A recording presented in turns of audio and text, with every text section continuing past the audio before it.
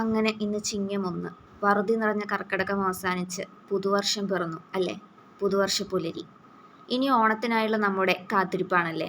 ഒപ്പം ഇന്ന് കർഷക ദിനം കൂടിയാണ്. അവരെ കൂടി ഓർക്കണമല്ലോ. അവരുള്ളത് കൊണ്ടാണല്ലോ നമ്മളിങ്ങനെ ഭക്ഷണം കഴിച്ചു പോണത്. ഇനി ഏതാണ്ട് 20 ദിവസം കൂടി കഴിഞ്ഞാൽ അത്തം പിറക്കും. അപ്പം തൊട്ട് എല്ലാവർക്കും പിന്നെ ഓണത്തിനായിട്ടുള്ള തിരക്കായി. എല്ലാവരും ഓണത്തിനായിട്ടുള്ള നെട്ടോട്ടത്തിലായിരിക്കും. പൂക്കളൊക്കെ ഇട്ട് തുടങ്ങും. ഈ ഓണം എന്ന് കേൾക്കുമ്പോൾ തന്നെ അല്ലെങ്കിൽ പറയുമ്പോൾ തന്നെ നമ്മുടെ മനസ്സിലൂടെ ഒരുപാട് ഓർമ്മകൾ ഇങ്ങനെ കടന്നു പോകില്ലേ?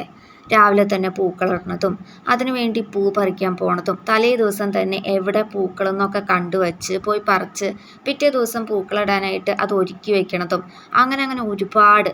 അപ്പോൾ ആ ഓർമ്മകളോടെ തന്നെ ഇന്നത്തെ വീഡിയോയിലേക്ക് നമുക്ക് പോവാം. അപ്പോൾ ഇന്ന് മലയാള മാസം ചിങ്ങം 1-ാം തീയതി ആയതുകൊണ്ട് ഇന്നലെ തന്നെ പ്ലാൻ ചെയ്ത് വച്ചിട്ടൊക്കെ ഉണ്ടായിരുന്നു രാവിലെ എണീറ്റ് കുളിച്ച് അമ്പലത്തിലൊക്കെ പോകണമെന്ന്. പക്ഷേ അമ്പലത്തിൽ പോകാനൊന്നും പറ്റിയില്ല. രാവിലെ എണീറ്റപ്പോൾ തന്നെ ചിങ്ങം 1-ാം തീയതി ആയിട്ട് നേരം എടുത്തപ്പോൾ തന്നെ നല്ല മഴയായിരുന്നു. അപ്പോൾ അങ്ങനെ മഴയത്ത് പോകണ്ടെന്ന് വിചാരിച്ച് പിന്നെ പോയില്ല. അപ്പോൾ അതിൻ്റെ വിഷമം തീർക്കാനായിട്ട് പിന്നെ ഒരു ദിവസം പോകാമെന്ന് വിചാരിച്ചു. അപ്പോൾ ഇന്ന് ചിങ്ങം 1-ാം തീയതി ആണല്ലോ. അപ്പോൾ 1-ാം തീയതി ആയിട്ട് ഇന്ന് സാമ്പാറും പിന്നെ ഒരു കായ ഉപ്പേരിയും വയ്ക്കാമെന്ന് വിചാരിച്ച് അതിൻ്റെ തിരക്കിലാണ് കേട്ടോ. അപ്പോൾ ആദ്യം തന്നെ സാമ്പാർ പൊടിയൊന്നും ഉണ്ടായില്ല. സാമ്പാർ പൊടിയൊന്നും ഇല്ലാത്ത സാമ്പാറാണ് വയ്ക്കണത്. അപ്പോൾ അതിന് വേണ്ടിയിട്ട് കഷ്ണങ്ങളൊക്കെ അരിഞ്ഞു. തക്കാളി ഒന്നും ഉണ്ടായില്ല. ഒരു കഷ്ണം കായും വെണ്ടക്കായ പിന്നെ മുരിങ്ങക്കായ കുമ്പളങ്ങ വെള്ളരിക്ക ഇത് മാത്രമേ ഉണ്ടായുള്ളൂ.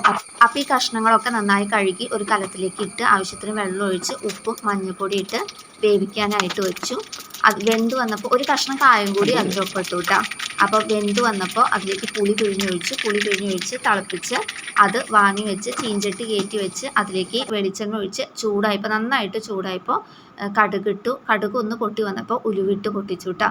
ഉലുവ സാധാരണ പൊടിച്ചിട്ടാണ് സാമ്പാർ പൊടി ഇല്ലാത്തപ്പോൾ സാമ്പാർ വയ്ക്കുമ്പോൾ ചേർക്കാറ്. ഇന്ന് പൊടിക്കാൻ നിന്നില്ല, അങ്ങനെ തന്നെ ഇടാണ് ചെയ്തത്. അതിൽ കൂടി ഇട്ട് പൊട്ടിക്കുകയാണ് ചെയ്തത്. അപ്പോൾ ഉലുവ ഇട്ട് പൊട്ടിക്കഴിഞ്ഞപ്പോൾ അതിലേക്ക് 2 ടീസ്പൂൺ മല്ലിപ്പൊടി 1 ടീസ്പൂൺ മുളക് പൊടി ഇട്ട് ഇളക്കി. മഞ്ഞൾപ്പൊടി നേരത്തെ കഷ്ണങ്ങൾ വേവിച്ചതിലേക്ക് ഇട്ടിട്ടുണ്ടായതുകൊണ്ട് മഞ്ഞൾപ്പൊടി ഇട്ടില്ല കേട്ടോ. അപ്പോൾ ഇതൊക്കെ ഇട്ട് ഇളക്കി നന്നായി മൂത്തപ്പോൾ അതിലേക്ക് വേവിച്ച് വെച്ചേക്കണ സാമ്പാർ ഒഴിച്ചു കൊടുത്ത് തിളപ്പിച്ച് ഒന്ന് വാങ്ങി വെച്ചു കേട്ടോ. സാമ്പാർ തിളപ്പിച്ച് വാങ്ങി വെച്ച് കഴിഞ്ഞപ്പോഴാണ് ഒരിച്ചിരി പഞ്ചസാര പുളി ഒന്ന് ബാലൻസ് ചെയ്യാൻ ചേർക്കാമെന്ന് വിചാരിച്ചത്. അങ്ങനെ അത് ചേർത്ത് ഇളക്കി അവിടെ മാറ്റി വെച്ചു. അത് കഴിഞ്ഞ് അതിലേക്ക് ആ ചീഞ്ചട്ടിയിൽ തന്നെ നമ്മുടെ കായ നന്നായിട്ട് കഴുകി ഉപ്പിട്ട് വേവിച്ച് മാറ്റി വെച്ചിട്ടുണ്ടായിരുന്നു. അപ്പോൾ ആ ചീഞ്ചട്ടിയിൽ തന്നെ അതും വറുത്തിടാമെന്ന് വിചാരിച്ച് അപ്പം തന്നെ ചീഞ്ചട്ടി കയറ്റി വെച്ച് ആവശ്യത്തിന് വെളിച്ചെണ്ണ ഒഴിച്ച് വെളിച്ചെണ്ണ ചൂടായപ്പോൾ അതിലേക്ക് ഉള്ളി അരിഞ്ഞു വെച്ചേക്കണം ഉള്ളിയിട്ട് മൂപ്പിച്ച് നന്നായിട്ട് മൂത്ത് കഴിഞ്ഞപ്പോൾ അതിലേക്ക് മഞ്ഞൾപ്പൊടിയും മുളക് പൊടിയും ഇട്ട് മൂപ്പിച്ച് അതിലേക്ക് ഇട്ടല്ല വേവിച്ച് വെച്ചേക്കണ നമ്മുടെ കായ വേവിച്ച് വെച്ചേക്കണത് ഇട്ടിട്ട് അത് നന്നായിട്ട് ഇളക്കി. നമ്മൾ ഇച്ചിരി ചാറ് ഉണ്ടായിരുന്നു, ഒരു കുഴമ്പ് പോലെ ഇരുന്നോട്ടെ എന്ന് വിചാരിച്ച് ഉണ്ടായ ചാറ് വറ്റിച്ചില്ല. പിന്നെ ഇരുമ്പിൻ്റെ ചീഞ്ചട്ടിയല്ലേ, അത് നല്ല ചൂടായി കഴിഞ്ഞാൽ പിന്നെ ഇറക്കി വെച്ചാലും അത് അതിലിരുന്ന് വറ്റിക്കോളും. അപ്പോൾ അതും മാറ്റി വെച്ചിട്ട് നമ്മൾ സാമ്പാറിൽ പഞ്ചസാര ഇട്ട് ഇളക്കിയിട്ട് അത് തിളപ്പിച്ചില്ലല്ലോ. അപ്പോൾ അത് വാങ്ങി വെച്ചപ്പോൾ ആ അടുപ്പുമ്പോൾ തന്നെ ആ സാമ്പാർ അത് കയറ്റി വെച്ചു അതൊന്ന് തിളയ്ക്കാനായിട്ട്.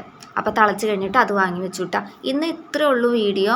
വേറെ ഒന്നും പിടിക്കാനും നിന്നില്ല. ഈ കറി വെക്കണതും പിന്നെ അടിച്ചു വരുന്നതും മാത്രമേ എടുത്തുള്ളൂ കേട്ടോ. അപ്പോൾ എല്ലാവർക്കും ഇഷ്ടമായി എന്ന് വിചാരിക്കുന്നു. ഇഷ്ടമായി കഴിഞ്ഞാൽ ലൈക്ക് ചെയ്യണം, ഒപ്പം ചാനൽ സബ്സ്ക്രൈബും ചെയ്യണം.